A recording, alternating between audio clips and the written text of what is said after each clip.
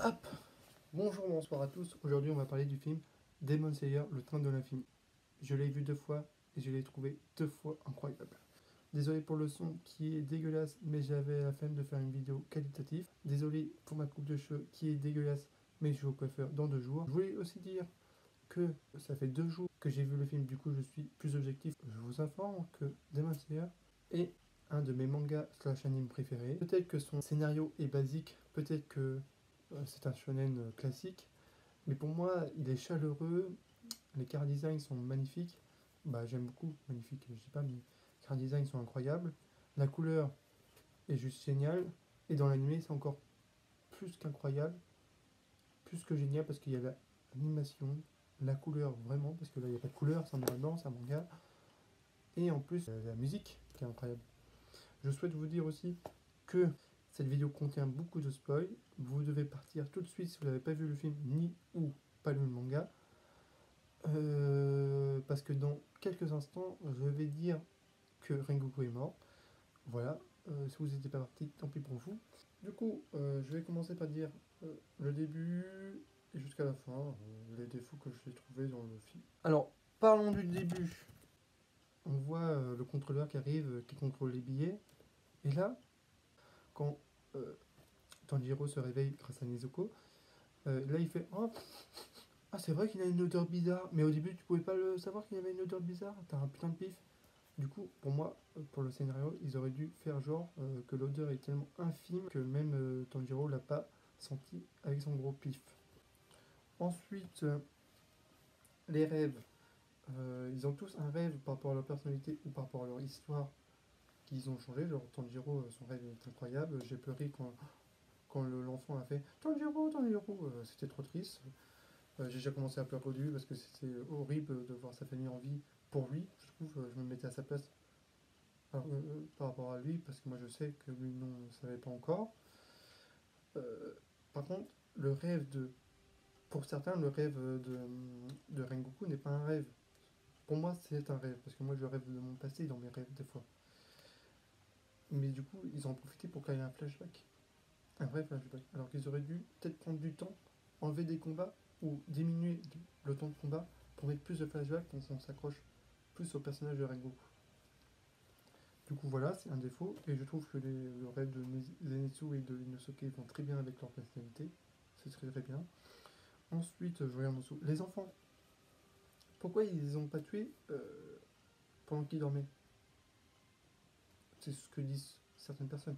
Moi, je te réponds que ce sont des pourfendeurs, qu'ils ont un réflexe surhumain et qu'ils ont un instinct de survie surhumain. C'est pour ça qu'ils arrivent à quitter leur rêve par rapport à d'autres pourfendeurs. Je pense que si un couteau qui arrivait pour tuer un des pourfendeurs, le pourfendeur il aurait le réflexe de l'attraper et de le foutre par terre. Même quand il dort, Rengoku a réussi à faire ça. Alors, il est trop fort. Du coup, c'est pour ça qu'ils l'ont pas fait. Et aussi, ce sont des humains. C'est pas si facile de tuer des humains quand t'es un humain. Et c'est des enfants. Du coup, c'est plus facile de faire, de tuer leur état d'âme, on va dire. Je sais pas c'est quoi leur truc, c'est leur truc spirituel, que de tuer vraiment, que ça signe partout. Voilà. Du coup, c'est plus facile à faire ça. Et qu'ils ont un instinct de survie tous incroyable. C'est juste incroyable. Du coup, c'est juste le défaut à ce qui paraît par rapport pour ils ont pas fait ça. Et je te réponds ça du coup. Ensuite, les explications du démon sont inutiles. On a compris que c'était grâce au billet qu'ils s'endormaient. On a compris que ton pouvoir c'était les rêves. On a compris que leur but c'était ça. Et toi, t'es pas obligé de tout expliquer, on n'est pas débiles. Hein. Pour gagner du temps, ils auraient dû enlever les explications des ennemis démoniaques. Qui sont inutiles. Et du coup, garder ce temps pour développer Rengoku. Moins de combat, plus de blabla, pour une fois. Ensuite, aussi dans le train, quand il sort du train, il fait oh, ouais, ça pue, le démon de fou. Il y en a qui disent mais il aurait dû sentir dès l'intérieur du train. Il le sent déjà, je crois, un peu. Ou dès qu'ils sont rentrés dans le train. Et je te dis, moi je te réponds, t'as pas vu le film? Ou quoi? Parce qu'il lui a dit que c'est pendant qu'il dormait qu'il s'est transformé en train. Donc, logique qu'ils n'avaient pas senti s'ils n'étaient pas déjà un train avant. Logique qu'il n'a pas senti si c'était pas un démon de train dès le départ. dans mon train, ça va plus loin. Du coup, je te réponds ça. Et je te réponds aussi que son pouvoir permet de cacher son sang, son pouvoir sanguinaire. Donc à l'intérieur du train, il ne sentait presque pas, c'est logique, comme tout le monde en fait. Et du coup, quand il sortait, logique qu'il sente, parce que normalement, personne ne sort, et pour ça que son pouvoir n'est pas étendu partout. Bah, son odeur n'est pas étendue partout. Voilà. Il y en a qui disent que les tentacules sont dégueulasses et tout ça. Moi je, moi, je le dis aussi. Mais moi, je dis aussi comment ils auraient pu faire mieux. Je ne sais pas. C'est pour ça que je critique pas trop ça. S'il y a un mec euh, qui me montre, regarde, moi j'aurais fait ça, et que c'est 1000 fois plus classe, j'aurais fait, ok, là j'avoue, ils auraient dû faire ça. Mais là, je vois pas comment ils auraient pu faire mieux. Du coup, arrêtez de dire que c'est dégueulasse, trouvez une meilleure idée. Du coup, hop, ils arrivent à défoncer euh, la lune démoniaque. Akaza arrive. Bonjour Akaza, tu es très très beau, tu es très très fort, tu es quand même la troisième lune démoniaque, tu n'es pas n'importe qui. Tu es le troisième plus fort après Musan, d'après ton statut. Il y en a qui disent, même dans Giro le dit, qu'est-ce que tu fous là? Qu'est-ce que tu fous là? Et moi j'ai plusieurs explications à ça, c'est pas du tout une incohérence, je trouve, parce qu'il y a une explication, et quand il y a une explication, c'est pas une incohérence. Que la lune démoniaque, elle fait ce qu'elle veut, et la lune, c'est une lune, elle n'a pas d'ordre donné par un chef, bah, pas tout le temps, quoi. Contrairement aux pays ou aux profondeurs où c'est leurs corbeaux qui disent bah, allez là, vous avez une mission. Lui, il n'a pas de mission, il fait ce qu'il veut. Sa seule mission, c'est de tuer des humains et devenir plus fort. Et de tuer des profondeurs. Donc, lui, il se promenait au calme pour trouver des humains à bouffer et des profondeurs à battre. Donc, oui, il peut très bien, par pourcentage, tomber nez à nez contre un pilier. Donc, c'est normal. Ça, c'est une des raisons. L'autre raison, c'est qu'il est près de son repère et près de sa maison, à Casa, et il tombait nez à nez contre lui. C'est eux qui se sont approchés de chez lui. Et aussi, dans l'autre raison que je dis avant, c'est qu'il cherchait un mec fort à combattre. Il tombait dessus.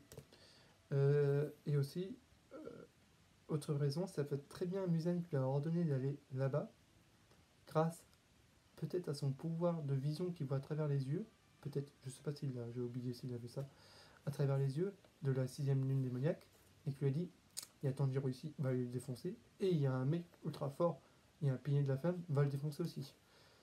Du coup, c'est pour ça qu'il est là, parce qu'il a été. Du coup, c'est une mission pour lui. Du coup, il y a beaucoup d'explications au fait qu'il soit là. Du coup, après, notre cher Rengoku meurt.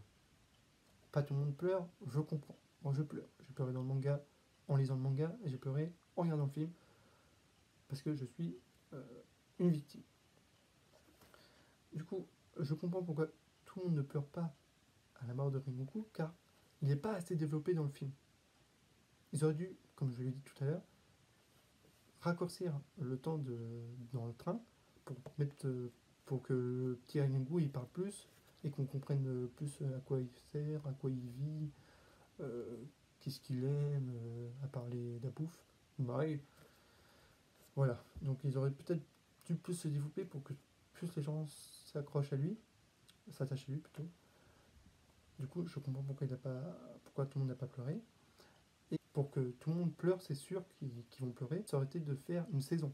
Parce que à chaque épisode, on apprend plus sur Rengoku. Et du coup, à la fin de la saison, il meurt. Et là, tout le monde chiale. Et ça, c'est sûr. Et net. Parce que dans un film, il n'y a pas assez de temps pour développer un personnage et pour pleurer à sa mort. C'est logique. C'est complètement logique. Donc, je suis déçu de ça. Ils auraient peut-être dû faire une saison à place d'un film. Même si le film est incroyable. Mais si, c'est pareil, c'est la même chose. Hein. C'est complètement la même chose dans le manga que dans le film. Il n'a pas été assez développé dans le manga. Mais aussi, le manga fait que 24 volumes. Donc pour développer des personnages à 100%, c'est assez compliqué. Et lui, surtout, son but, c'était de power up les personnages par sa mort. Du coup, oui, ils auraient dû faire une saison pour qu'on s'accroche plus à lui. Et du coup, ils auraient dû améliorer le manga. Parce que c'est sorti après, du coup. Pour que... Parce que tout le monde n'aime pas Rengoku, parce qu'il n'a pas assez développé. Pour que tout le monde, cette fois-ci, aime Rengoku, parce qu'il est assez développé dans l'animé que dans le manga. Ils auraient dû peut-être améliorer le manga dans l'anime et pas faire une TPN. Pas l'inverse tout. Parce que le TPN, la saison 2, il détruit le manga. Alors que dans Demon Slayer, ils auraient pu améliorer le manga en rajoutant des détails et du temps et du scénario et de la vie à notre petit Rengoku lors d'une saison de minimum 10 épisodes, je pense. Parce qu'en 10 épisodes, je pense que tu peux t'accrocher à quelqu'un.